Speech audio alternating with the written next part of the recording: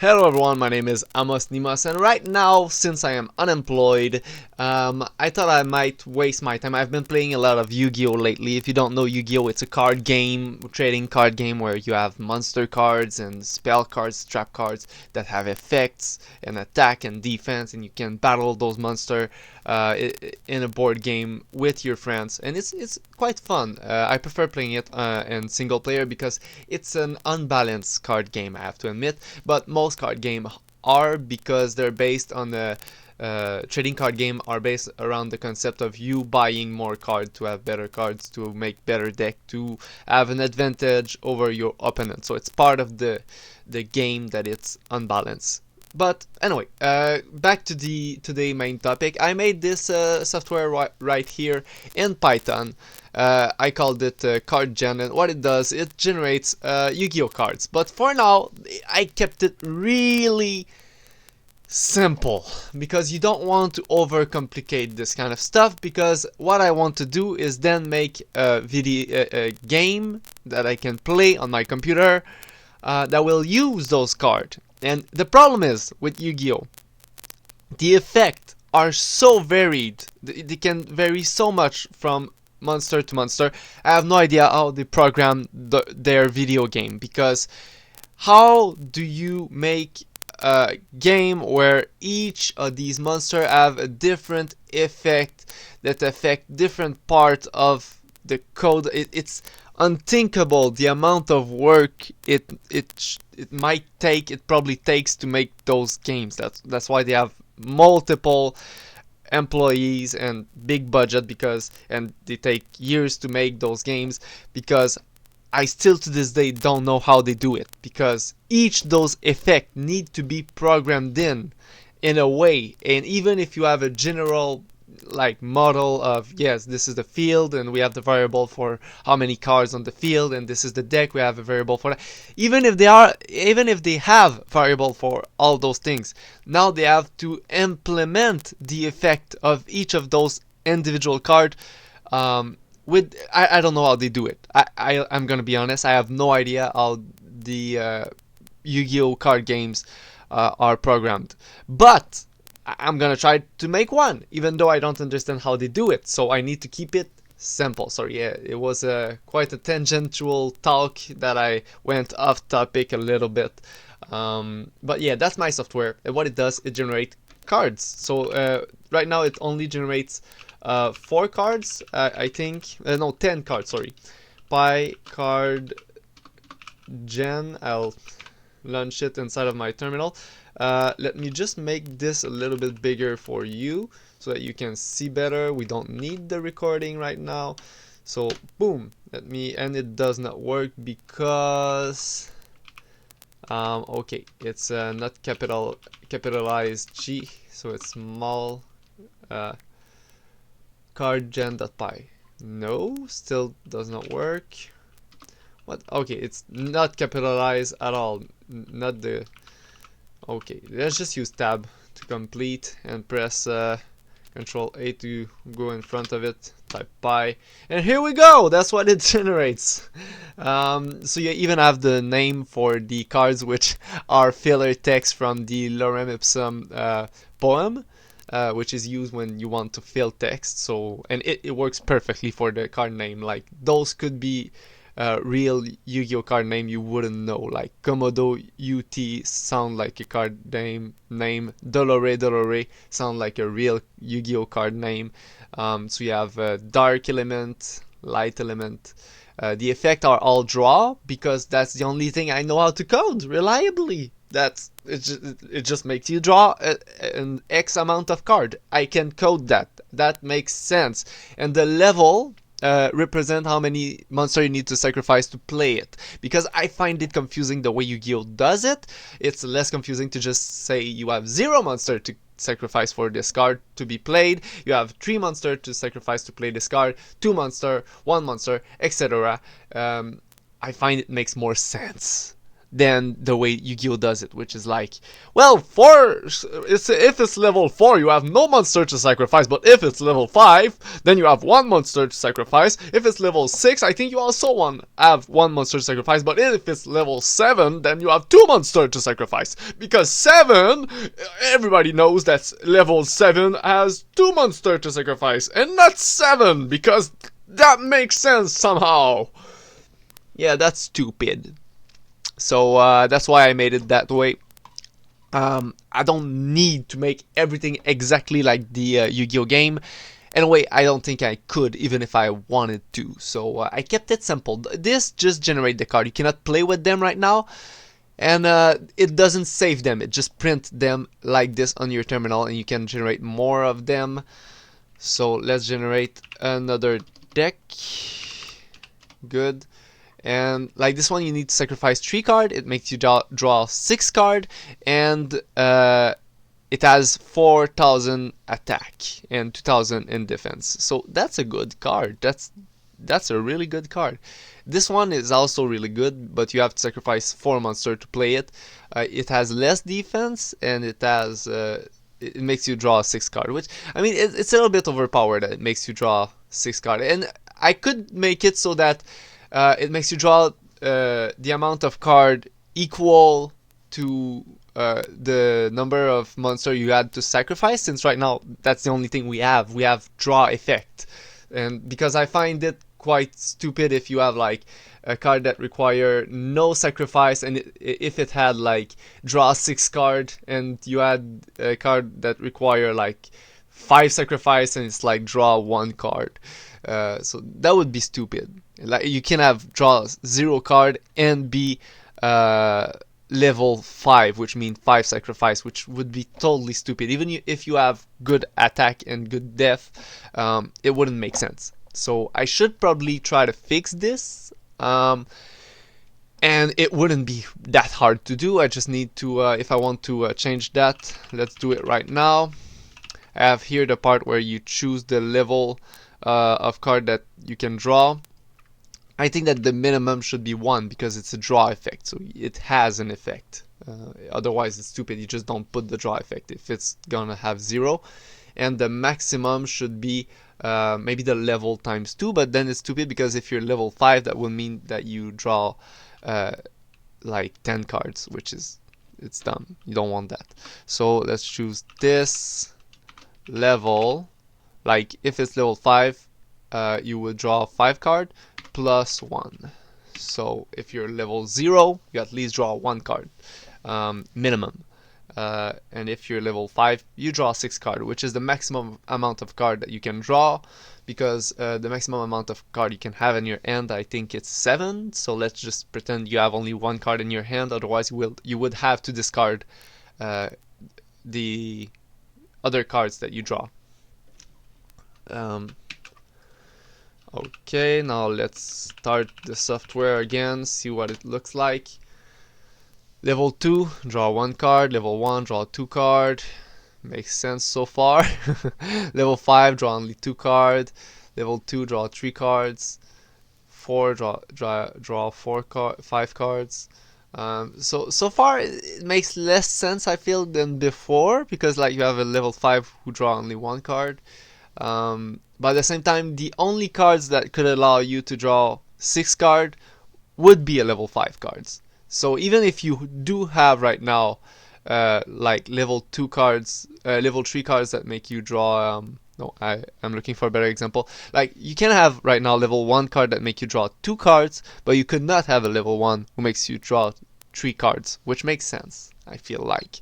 So, and this works. I mean, drawing 2 cards is good. It's better than none. And this one is level 4 that makes you draw 5 cards. So that's good. And it has 5,000 attack and 2,000 in def. So Ese Ut is a really good card, and it's type Earth.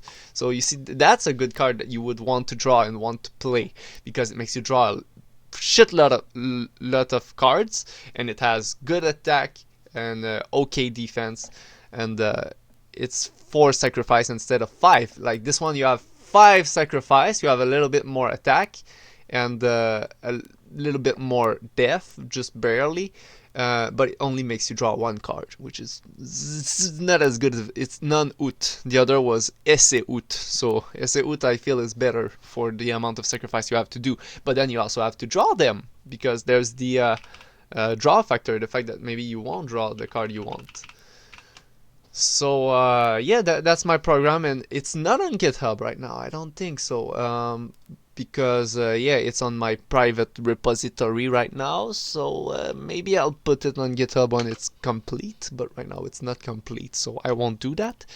And I should probably just yeah, end this video right here, and see you in the next video for more content like this, where I'll be working on stuff like that. Maybe, I don't know, maybe I'll try to find myself a job, because otherwise I'll run out of money and I'll be in big trouble. That's how society works. Instead of working on the project you like, you have to work on project other people like, to make money, to stay alive, and be able in your life to work sometime a little bit on your project here and there. Because let's be honest, this project ain't gonna pay my bills at all. Yep, but it's a nice little project, and it's I love Python. By the way, if you have to choose a programming language to learn, if you don't know how to program, start with Python. It's the best. It's easy to learn, it's easy to use, and it works. You can do pretty much everything you want. It's good for beginner, and the other programming language can be quite confusing, and you have to know a lot about programming to use them correctly, and it's just start with Python. And maybe in the future they will invent another programming language that is better than Python, but as for now, as 2021, Python. Just start with Python. I don't know why people make it so confusing. Each time people make a video about which programming language you should choose, they don't want to tell you. They're like, well, it doesn't really matter. Well, it doesn't, but at the same time, if you don't want to bleed from your ass, you should start with Python. Easier. It's easy answer. You can just tell that to people. Start with Python. Don't hesitate. Don't be like, well, you know, it's a complete... Like, when people ask me which... software they should use to which IDE they should use, which software they should use to make game, like that's what I was looking for, the word for game engine, which game engine they should use. That's the word I was looking for, game engine. So when people ask me which game engine they should use, Godot. I'm quite clear about that. It's not confusing. It's not like, well, it doesn't really matter. You can pick the one you want as long as you stick with it and try. Yeah, but if I had to suggest one, I would highly suggest you use Godot, because it works on any platform, and it works really good on Linux, and it's free, and I'm pretty sure it's open source, and it's a good platform. And I think if it's not open source, I think there's other version like Godot, I think, or other similar game engine that are pretty much the same but open source, and or I don't know, but you know, you can find something similar to that works fine. The problem with Unity and Unreal is that they're shit on Linux, so of course I'm not gonna suggest them to you. So those are good suggestions. If I'm gonna suggest a text editor, I'm gonna suggest Sublime, because first of all, you can try it for free. Then you have the option to buy it if you want, of course. And the default look of Sublime is good. The default key binding of Sublime is good. The default function that you can like select multiple line at the same time and edit them simultaneously is good. The search for it is good. The replace word is good. Everything about Sublime is just perfect out of the box. I have Vim, but to be honest, Sublime does the job fine. I don't feel like for coding I need to use Vim. To use Vim in a way that is as productive as Sublime, I need to customize it a lot. To use Sublime as good as Sublime, it just works out of the box. I just have to install it and bam, I have Sublime, and it's easy to install. So you have no excuses really to not like it. It's a great text editor. Some people prefer Atom because Atom is completely free, while Sublime you can buy it if you want. But I don't care that they want to make money. They made a great product. Wait, I want to support people that make great product, not avoid them. I understand that people want to charge when they make something great. I mean, they put time, effort, and money making this, and it's something great that we want to use. So we should be happy to give them our money for that, if we have money to put in it. Because this right here is the free version of Sublime. Because right now I don't have a job. Do I need to repeat that? How many times do I need to repeat that? But as soon as I have one, I'll buy it, because it's really a software I want to support. Yeah, that's it for this video.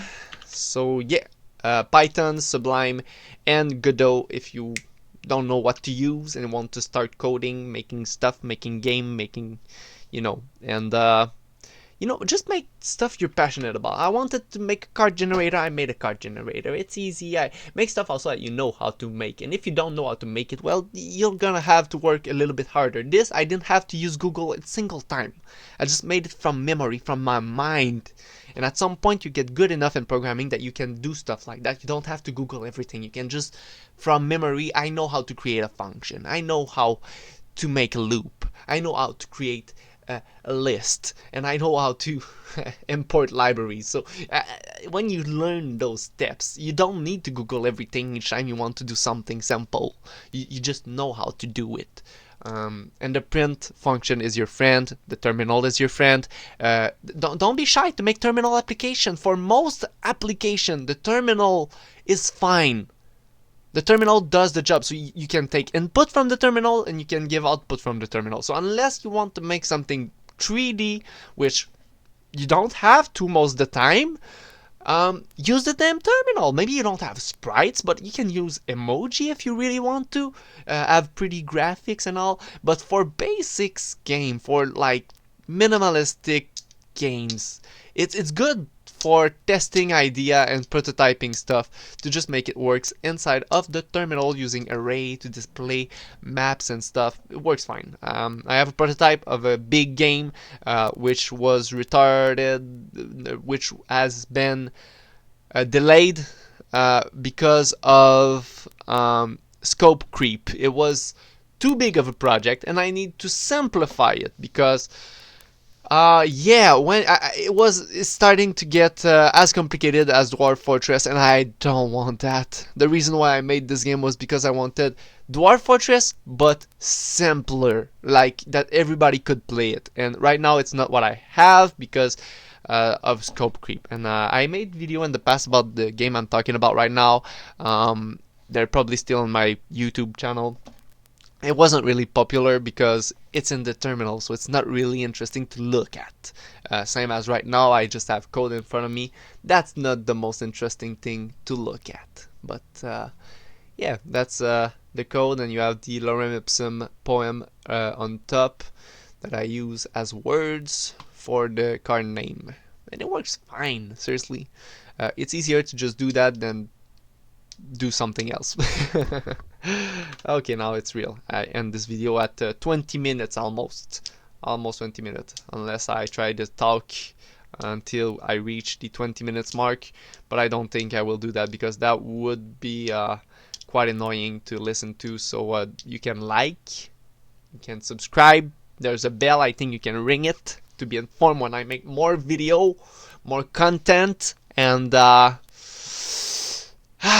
see you later for another video. This is really niche what I'm doing right here. It's there's not many people watching those videos, so feel proud about that you're one of those who watch this video, who know about me, because I am the underground shit right here, and I'm not putting my face on my YouTube channel. I am Amos Nimus the Anonymous, because seriously, I'm not part of the Anonymous, by the way. I just want to clarify that the Amos Nimus, the word is inspired by it, but the concept of Anonymous is just that you don't put your face and name and information online, at least as less as possible. And I think today more than ever, these days, it's more important than ever before, and it will be more important as time goes. So I think that at some point it will be unavoidable to everyone to either choose to have everything to be almost always under the constant scrutiny on the internet, or to try to completely avoid it or find ways to be invisible on it. So that will be the end of this video. We reached the 20-minute mark for the video. Wow, so great.